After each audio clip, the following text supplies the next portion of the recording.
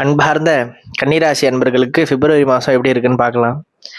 முதல் வீட்டு பலன்களை பார்க்கும்போது ப்ராக்டிக்கலாக அனாலிட்டிக்கலாக மைண்ட் செட் இருக்கும். ஹெல்த்தை பொறுத்தவரைக்கும் ஜென்ரலாக ஓகே. டைஜஷனில் ஸ்ட்ரெஸ்ஸில் கொஞ்சம் கவனம் தேவை. 1ஆம் வீட்டு அதிபதி 5ஆம் வீட்டில் இருக்கிறதுனால இன்டெலிஜென்ஸாக பிளானிங்காக ஸ்ட்ராட்டஜியாக ஒரு விஷயத்த செய்யும்போது முன்னேற்றம் அப்படிங்கிறது இருக்கும். ஸ்டடீஸில் மேனேஜ்மெண்ட்டில் அனலைசிஸில் ஒர்க்கு நல்ல ஒரு மாதமாக இந்த மாதம் அமையும். 2ஆம் வீட்டு பலன்கள் பார்க்கும்போது பணம் ஓட்டம் அப்படிங்கிறது ஒரு ஸ்டடியாக இருந்துட்டு இருக்கும்.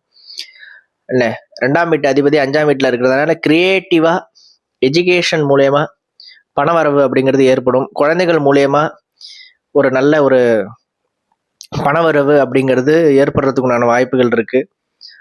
என்ன 3ஆம் வீட்டு பலன்கள் பார்க்கும்போது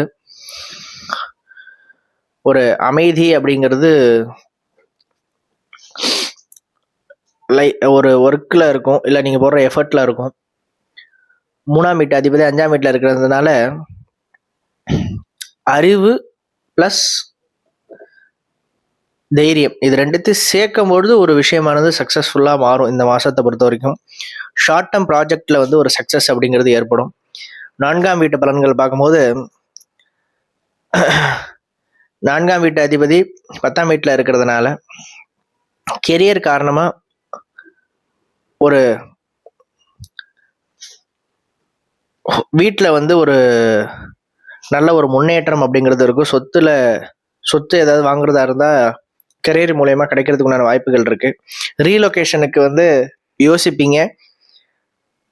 என்ன அதனால் ஏதாவது ஒரு நல்ல மாற்றங்கள் ஏற்படலாம். 5ஆம் வீட்டு பலன்கள் பார்க்கும்போது 5ஆம் வீட்டில் சூரியன், புதன், சுக்கிரன், செவ்வாய் இந்த 4 பேர் இருக்காங்க. வெரி ஸ்ட்ராங்கான ஒரு கிரியேட்டிவிட்டி அப்படிங்கிறது மைண்ட் செட் இருக்கும். லவ்வில் பொறுத்த வரைக்கும் ரொம்ப இன்டென்ஸாக போகும். ஈகோ கிளாஸஸ் ஏதாவது அவாய்ட் பண்ணிக்கணும். ஸ்டூடெண்ட்ஸ் காம்படேட்டிவ் வேர்ல்டில் நல்ல ஒரு சக்ஸஸ் அப்படிங்கிறது கிடைக்கும். 5ஆம் வீட்டு அதிபதி 7ஆம் வீட்டில் இருக்கிறதுனால லவ்வில் ரொம்ப சீரியஸ்னஸாக இருப்பீங்க. குழந்தைகளை பொறுத்த வரைக்கும் கொஞ்சம் ஸ்லோவாக படிப்பு அப்படிங்கிறது இருக்கும். விளையாட்டில் அதிக கவனம் அப்படிங்கிறது ஏற்படும். 6ஆம் வீட்டு பலன்கள் பார்க்கும்போது மறைமுகமான எதிரிகள் அப்படிங்கிறது தோன்ற வாய்ப்பு இருக்குது. ஓவர் ஒர்க்கு ஏற்படலாம். ஹெல்த்தில் அதனால ஃப்ளக்சுவேஷன் இருக்கலாம், கொஞ்சம் கவனமாக பார்த்துக்கணும். காம்படிஷன் சடனாக ஏற்படலாம். 6ஆம் வீட்டு அதிபதி 7ஆம் வீட்டில் இருக்கிறதுனால ஒர்க் பிளேஸில் ஸ்ட்ரெஸ்ஸஸ் வர்றதுக்கு வாய்ப்பு இருக்குது. இல்லை பார்ட்னர்ஷிப் மூலியமாக ஸ்ட்ரெஸ் வர வாய்ப்பு இருக்குது.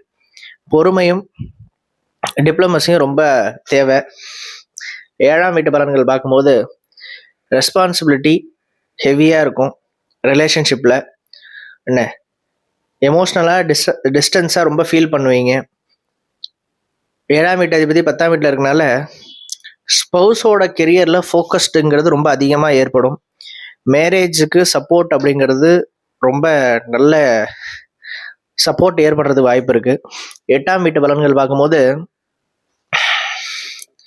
8ஆம் வீட்டு அதிபதி 5ஆம் வீட்டில் இருக்கிறதுனால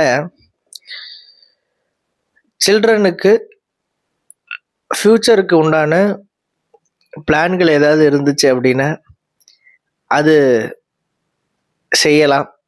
அதுக்கு உண்டான வாய்ப்புகள் அதிகமாக இருக்குது. ஃப்யூச்சர் ஏதாவது ஒரு குழந்தைக்காக ஏதாவது ஒரு பிளானிங் ஏற்படுறதா இருக்கட்டும், திங்க் பண்ணுறதா இருக்கட்டும், அது இந்த மாதம் திங்க் பண்ணுவீங்க. ஸ்பெகுலேஷன் பொறுத்த வரைக்கும் அது கொஞ்சம் ரொம்ப ரிஸ்க்காக இருக்குது. அதனால் அதில் கவனமாக இருக்கணும். ட்ரேடிங் பண்ணுறது, இன்ட்ராடே ட்ரேடிங் பண்ணுறது, என்ன ஷார்ட் டேர்ம் இன்வெஸ்ட்மெண்ட் பண்ணுறது கொஞ்சம் பார்த்து பண்ணணும். 9ஆம் வீட்டு பலன்களை பார்க்கும்போது லக்கு ஸ்லோவாக ஆக்டிவேஷன் ஆகும். 9ஆம் வீட்டு அதிபதி 5ஆம் வீட்டில் இருக்கிறதுனால எஜுகேஷன், ஆர்ட், கிரியேட்டிவிட்டி இது மூலயமா ஒரு நல்ல ஒரு லக்கு உங்களுக்கு என்ஹான்ஸ் பண்ணி கொடுக்கும். மென்டாரோட சப்போர்ட் அப்படிங்கிறது கிடைக்கிறதுக்கு வாய்ப்பு இருக்குது. 10ஆம் வீட்டு பலன்களை பார்க்கும்பொழுது கெரியரில் க்ரோத், ரெகக்னேஷன் அப்படிங்கிறது தாராளமாக கிடைக்கிறதுக்கு வாய்ப்பு இருக்குது. டீச்சிங் லைனு, மேனேஜ்மெண்ட் ரோல்ஸ் இதெல்லாம் ரொம்ப ஃபேவராக இருந்துருக்கு இந்த மந்த்து. புதன் 5ஆம் வீட்டில் இருக்கிறதுனால என்ன இன்டெலெக்சுவல் பேஸ்டு கெரியர் சக்ஸஸ் அப்படிங்கிறது சூப்பராக இருந்துருக்கு. பேசுகிற விதத்தில் நல்லா நுணுக்கமாக ஸ்ட்ராட்டஜி யூஸ் பண்ணி பேசுறதுனால ஒரு பெரிய ஸ்ட்ரென்த் அப்படிங்கிறது இந்த காலகட்டத்தில் இருக்குது. 11ஆம் வீட்டு பலன்களை பார்க்கும்பொழுது இன்கம் வந்து மூடு டிபெண்டடாக இருக்கும். நீங்கள் ஒரு விஷயத்த பாசிட்டிவாக திங்க் பண்ணி கரெக்டான ஒரு ஃபோக்கஸ்டாக மனநிலையில் செஞ்சீங்கன்னா இன்கம் அப்படிங்கிறது அதிகமாக கிடைக்கும். ஃபேமிலியோட சப்போர்ட்டுங்கிறது கிடைக்கும். 11ஆம் வீட்டு அதிபதி அதே 11ஆம் வீட்டில் இருக்கிறதுனால ஸ்டடியான ஒரு கெயின்ஸ் அப்படிங்கிறது, நல்ல ஒரு லாபங்கள் அப்படிங்கிறது ஏற்படும். நெட்வொர்க் பெருசாகும். ஃப்ரெண்ட்ஸோட ஹெல்ப் அப்படிங்கிறது கிடைக்கும். 12ஆம் வீட்டு பலன்கள் பார்க்கும்போது 12ஆம் வீட்டில் கேது இருக்கிறதுனால எப்போதும் ஒரு தனிமையான ஃபீலிங்ஸ் ஏற்படும். அன்வான்ட் எக்ஸ்பென்ஸ் ஏற்படலாம். எப்போதும் தனியாக இருக்காதீங்க. ஃப்ரெண்ட்ஸோட பழகுங்க, இல்லை ஃபேமிலியோட டைம் ஸ்பெண்ட் பண்ணுங்க. அப்போ தான் உங்களுக்கு மனசு கொஞ்சம் நல்லா இருக்கும். தூக்கங்கள் வந்து கொஞ்சம் குறையிறது வாய்ப்புகள் இருக்குது. அதனால் மெடிடேஷன் கொஞ்சம் பண்ணிக்கிறது ரொம்ப நல்லது. 12ஆம் வீட்டு அதிபதி 5ஆம் வீட்டில் இருக்கிறதுனால குழந்தைகள் மூலயமா செலவுகள் ஏற்படும். ஸ்பிரிச்சுவல் லேர்னிங் அப்படிங்கிறது அதிகமாகும். நம்ம சேனலுடைய அந்த ஒரு விஷயம் நீங்கள் கடைபிடிக்க வேண்டியது இந்த மாதம் என்ன அப்படின்னா,